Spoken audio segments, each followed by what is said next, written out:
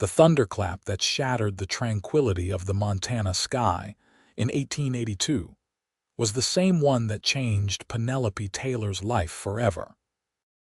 One moment, she was guiding her chestnut mare along the narrow mountain trail, and the next, she was clinging desperately to the saddle horn as Maple reared in blind terror, hooves pawing at the air perilously close to the cliff edge. "Easy, easy, girl," Penelope cried, her knuckles white against the reins. The heavy clouds that had been gathering all afternoon had finally unleashed their fury, and the bolt of lightning that struck a nearby pine sent splinters flying. Maple's eyes rolled white with panic as thunder boomed across the valley.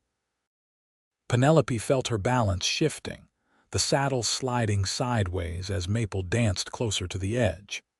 The steep drop below revealed nothing but jagged rocks and the rushing waters of Eagle Creek, swollen from spring melt.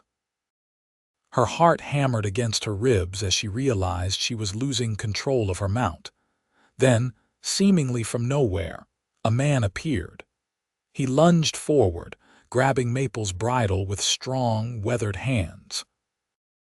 "I've got you, don't look down," he commanded, his voice steady despite the chaos of the moment. His eyes, steely blue beneath the brim of a worn Stetson, locked with Penelope's. "Easy now, miss. I've got her." The stranger's presence had an immediate effect on both horse and rider. Maple's frantic movements began to slow as he spoke soothingly to the animal, maintaining his grip with calm authority. Penelope found herself breathing again, though her hands still trembled against the saddle horn. "That's it," he murmured, stroking Maple's neck with his free hand. "Just a little lightning, nothing to lose your head over." As the horse settled, the man glanced up at Penelope, rain streaming down his tanned face. "You all right, madam?" Penelope nodded, too shaken to speak properly. When she finally found her voice, it came out as a whisper. "Thank you. I thought—" She couldn't finish the sentence, her eyes darting to the drop mere inches from Maple's hooves. "Best not think about that," he said, slowly guiding the horse away from the cliff edge. "Let's get you both somewhere dry before the next lightning strike." With the reins now firmly in his hands, the man led Maple along the trail, away from the precipice. Penelope studied her rescuer as they walked. He wore the practical garb of a rancher, denim trousers, a chambray shirt darkened by rain, and well-worn boots. His movements were confident, at home in these mountains even as the storm intensified around them. "There's a line shack about half a mile ahead," he said over his shoulder. "We can wait out the worst of it there." "I'm Penelope," she offered, pushing wet strands of auburn hair from her face. "Penelope Taylor." He touched the brim of his hat in greeting. "Thomas Prescott. Most folks call me Tuck." The rain fell harder as they made their way along the narrow path. Tuck kept a steady hand on Maple's bridle, occasionally glancing back to ensure Penelope was secure in the saddle. "Not the best day for a ride in the high country," he remarked. Penelope lifted her chin slightly. "I was returning from delivering medicines to the Murphy homestead. Their youngest has scarlet fever." Tuck's expression softened. "Doc Sullivan's assistant then." "His apprentice," she corrected. At 23, Penelope had been studying under the town physician for nearly 2 years. It was an unusual position for a woman, but Dr. Sullivan had recognized her natural abilities and taken her under his wing after her parents' passing had left her to fend for herself. "Brave work," Tuck said with genuine admiration, "though I reckon those clouds should have warned you to stay put." "They came in faster than I expected," Penelope admitted, embarrassed by her poor judgment. "I thought I could outrun them." The small wooden shack appeared ahead, nestled between pines that swayed dangerously in the gusting wind. Tuck helped Penelope dismount, her legs wobbly beneath her as her feet touched the ground. He secured Maple alongside his own horse, a sturdy palomino beneath a crude lean-to attached to the shack. "It ain't much," Tuck said, pushing open the creaking door, "but it's dry." The one-room shelter was sparse but serviceable, with a small iron stove, a rough-hewn table with 2 chairs, and a narrow cot against the far wall. Tuck immediately set about starting a fire while Penelope stood dripping near the door, her sodden riding skirt clinging uncomfortably to her legs. "There might be some dry clothes in that trunk," Tuck nodded toward a wooden chest. "Left by whoever uses this place in winter. Can't promise they'll fit, but they'll be drier than what you've got on." Penelope hesitated, then moved toward the trunk. Inside, she found a man's flannel shirt and wool trousers, both far too large but infinitely preferable to her drenched attire. "I'll see to the horses," Tuck said, understanding her need for privacy. "Call if you need anything." Once alone, Penelope changed quickly, rolling up the sleeves and pant legs as best she could. She spread her wet clothes near the stove, which was now radiating welcome heat. Tuck returned a few minutes later, knocking before entering. His eyes widened slightly at the sight of her in the oversized garments, but he made no comment. "Horses are settled," he reported, removing his drenched coat and hat. "Storm's setting in for the night, I'd wager." Penelope felt a flutter of anxiety.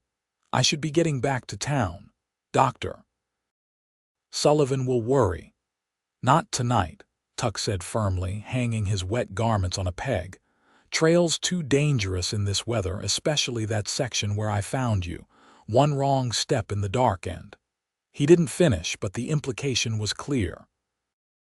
He moved to the small cupboard above the stove and retrieved a tin of coffee and a cast iron pot. "Hope you don't mind strong coffee. It's all I know how to make." As he prepared the drink, Penelope studied him more carefully. Thomas Prescott was perhaps 30, with the lean, muscular build of a man who worked outdoors. His face was weathered by sun and wind, yet there was a gentleness to his features that belied his rugged appearance. "Are you from Silverton?" she asked, trying to place him among the familiar faces of the mining town where she had lived for the past 3 years. Tuck shook his head. "Eagle Valley Ranch, about 15 miles west.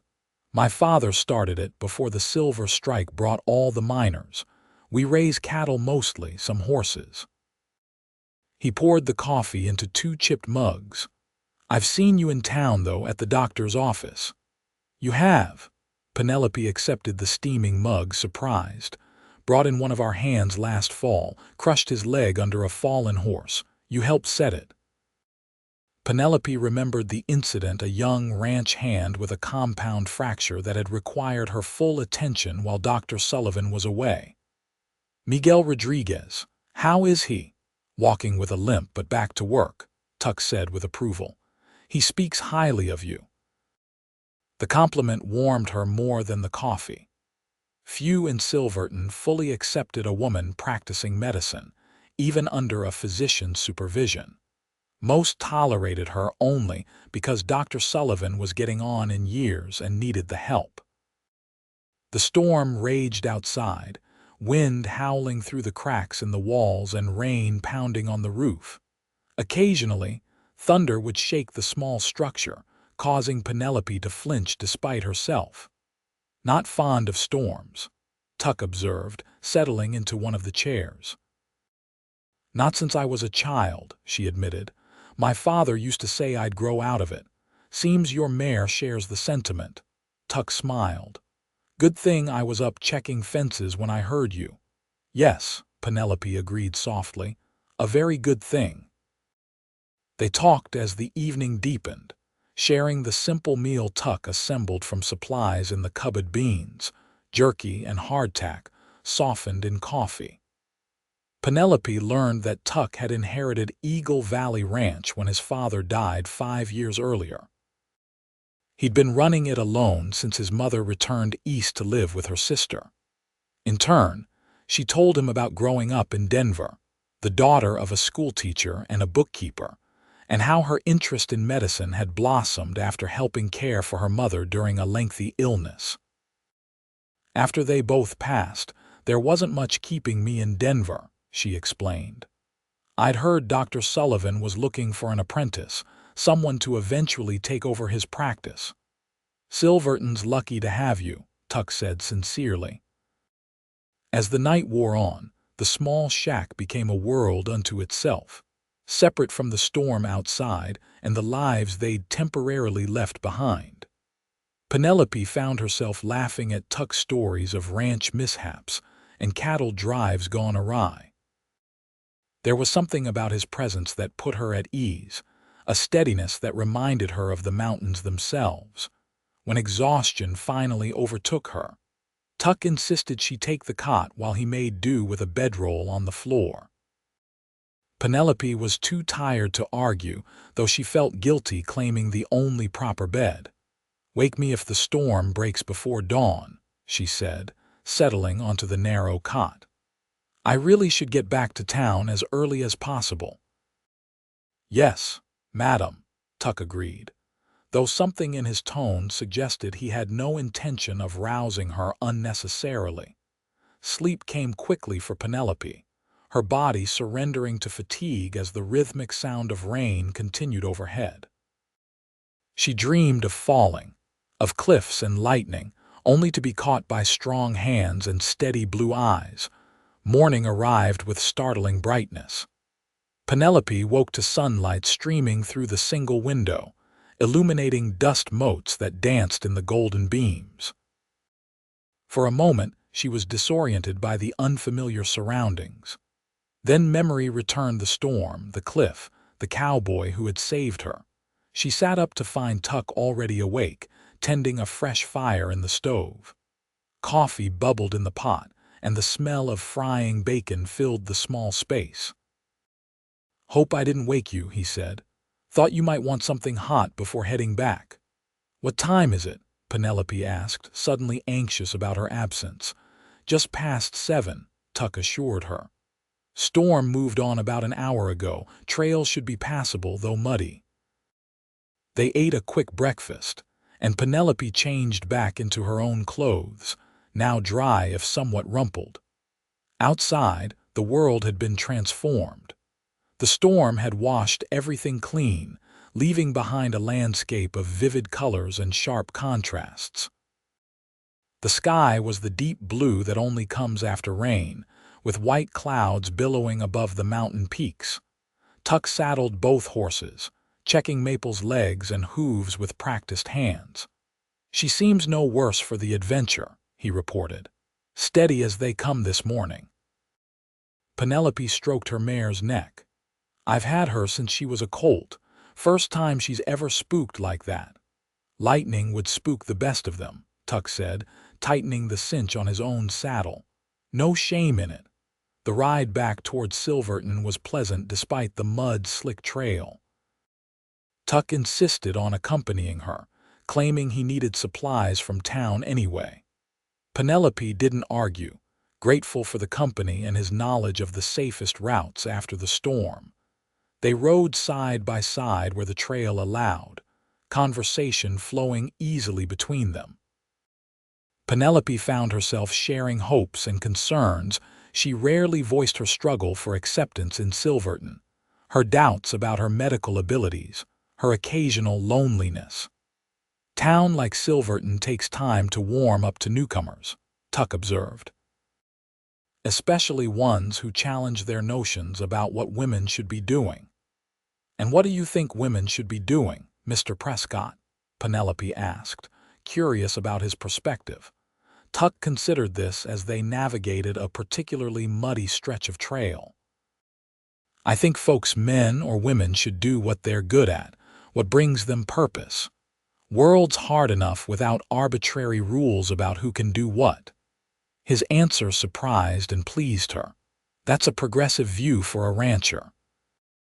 "Spend enough time around capable women to know better than to underestimate them," he replied with a smile. "My mother ran that ranch as much as my father did, just didn't get the credit for it."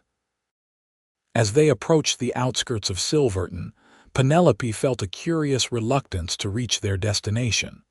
The hours with Thomas Prescott had been unexpectedly pleasant, a respite from the solitary routine her life had become. "Will you be staying in town long?" she asked, trying to sound casual. "Just long enough to pick up supplies and check the mail," Tuck said, "though I might stop by the doctor's office later." "Oh," Penelope raised an eyebrow. "Are you injured?" "Not at all," he grinned. "But I should probably make sure Miguel's doctor gets back safely, given her tendency to ride into thunderstorms." Penelope laughed, a warmth spreading through her chest that had nothing to do with the morning sun. "I suppose that would be the gentlemanly thing to do." They parted ways at the main street, Tuck heading toward the general store while Penelope continued to Dr. Sullivan's office and residence at the other end of town. The elderly physician was indeed worried, having sent several men to search for her when she hadn't returned the previous evening. "Called them back when the storm hit its worst," he explained, relief evident in his rheumy eyes. "Figured you had better sense than to travel in that weather." "Where did you shelter?" "A line shack in the high country," she answered, omitting certain details. "I wasn't alone. A rancher was checking fences and helped me when Maples spooked." Dr. Sullivan nodded approvingly. "Providence at work. Now, get yourself cleaned up. Mrs. Johnson's time is near and she's been asking for you specifically." The day passed in a blur of activity. A baby was delivered, a healthy boy, and various ailments treated as Silverton's residents came and went through the doctor's door. Penelope was checking their inventory of laudanum when the bell above the entrance jingled late that afternoon. Tuck stood in the doorway, hat in hand, looking somewhat out of place among the medicine bottles and surgical implements. He'd clearly made an effort with his appearance. His hair was neatly combed, his shirt fresh, and his boots polished. "Mr. Prescott," Dr. Sullivan greeted him.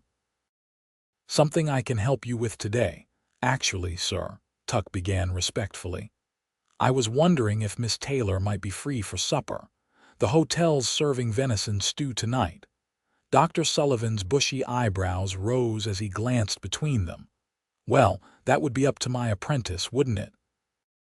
He turned to Penelope with a twinkle in his eye. "We've no pressing cases at the moment." Penelope felt a flush rising to her cheeks, aware of both men watching her. "I would like that," she said simply. That dinner was the first of many over the following weeks. Tuck found reasons to visit Silverton regularly. Supplies needed, mail to collect, livestock to sell. Each visit included time with Penelope, whether for a proper meal at the hotel restaurant or simply coffee in Dr. Sullivan's kitchen after hours. Their friendship deepened with each encounter. Penelope learned of Tuck's dreams for Eagle Valley Ranch, his plans to expand into breeding horses as well as cattle. He spoke passionately about the land he loved and the future he envisioned there. In turn, she shared her ambition to become a full physician, perhaps even to study at a medical college back east once her apprenticeship with Dr. Sullivan was complete. Tuck listened with genuine interest, asking questions and offering encouragement rather than the skepticism she usually encountered.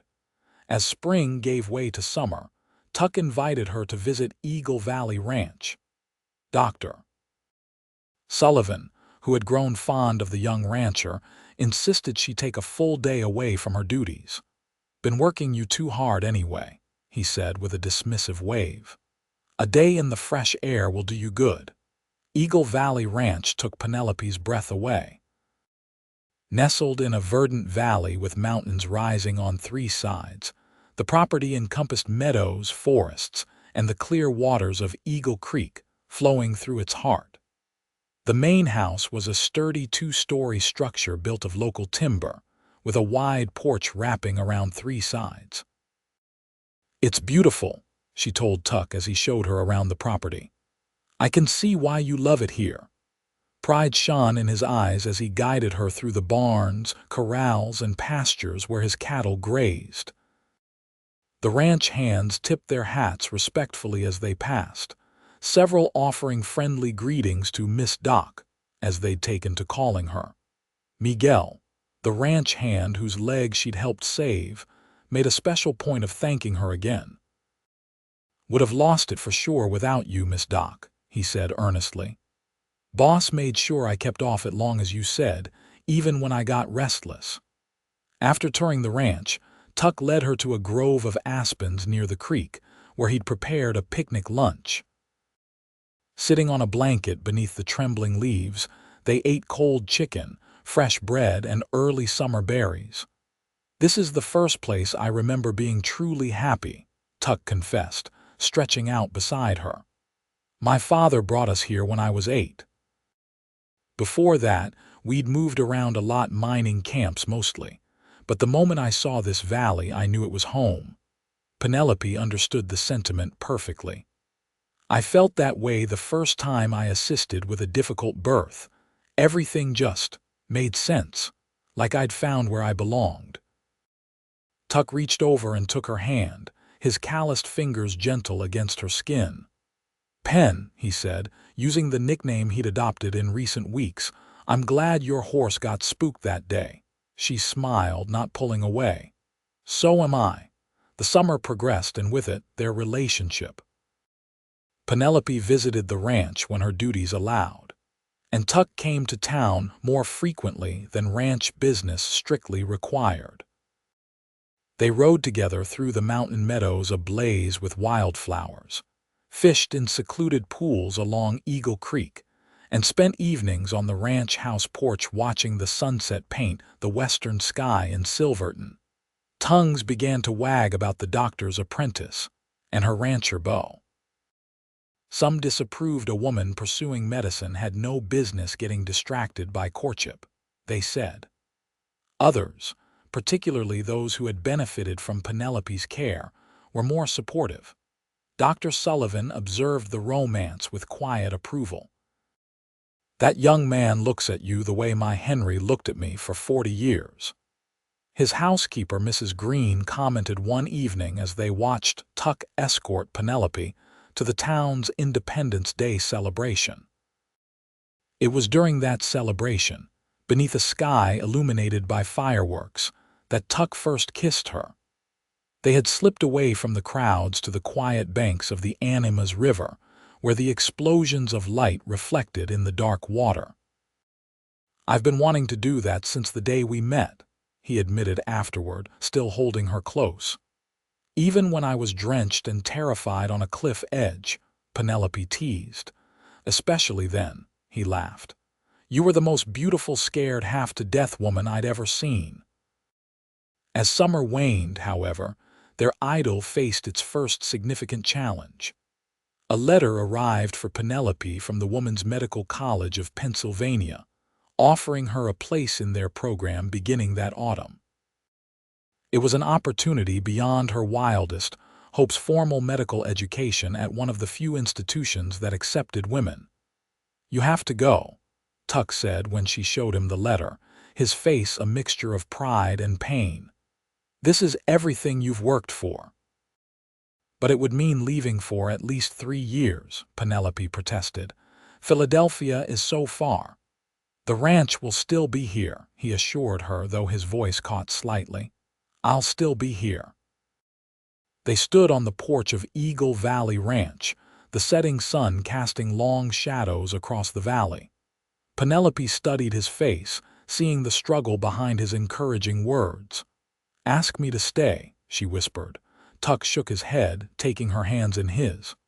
"I can't do that, Pen. I love you too much to hold you back from becoming the doctor you're meant to be." It was the first time either had spoken of love, the word hanging in the air between them like a tangible thing. "You love me," Penelope's voice trembled. "More than this ranch, more than these mountains," Tuck confirmed, his eyes steady on hers. "Which is why I have to let you go to Philadelphia." That night, sitting before the fire in the ranch house parlor, they talked until dawn about possibilities and promises.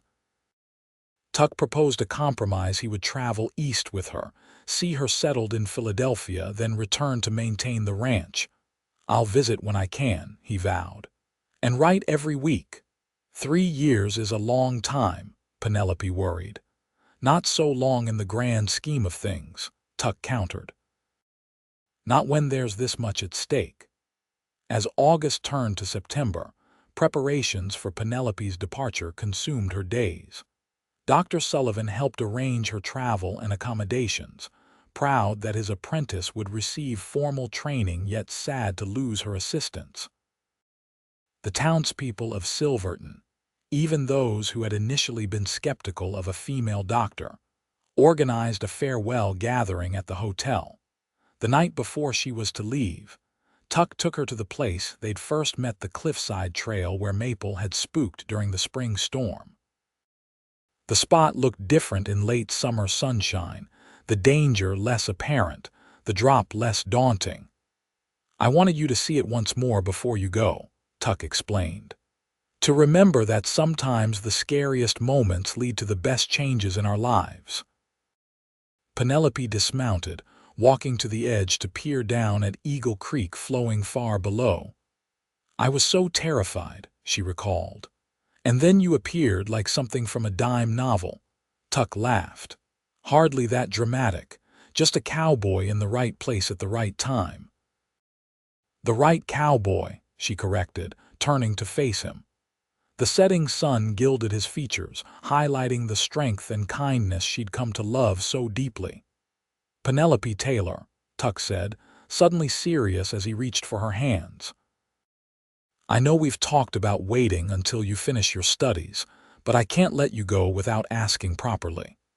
To her astonishment, he dropped to one knee on the rocky trail.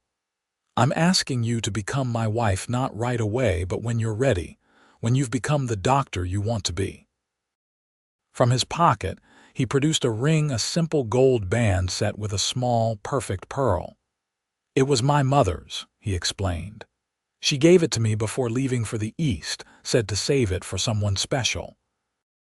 Tears blurred Penelope's vision as she looked down at this man who had rescued her in more ways than one. "Yes," she whispered. "Yes, I will marry you, Thomas Prescott." The journey to Philadelphia was long but made bearable by Tuck's presence. He remained in the city for 2 weeks, helping Penelope settle into her lodgings and familiarize herself with the sprawling urban landscape so different from the mountains of Colorado. Their parting at the train station was heart-wrenching yet hopeful. "Remember," Tuck said, holding her tightly one last time, "this isn't goodbye, it's just until we meet again." 3 years, Penelope repeated, touching the ring she now wore on a chain around her neck, hidden beneath her high-collared blouse.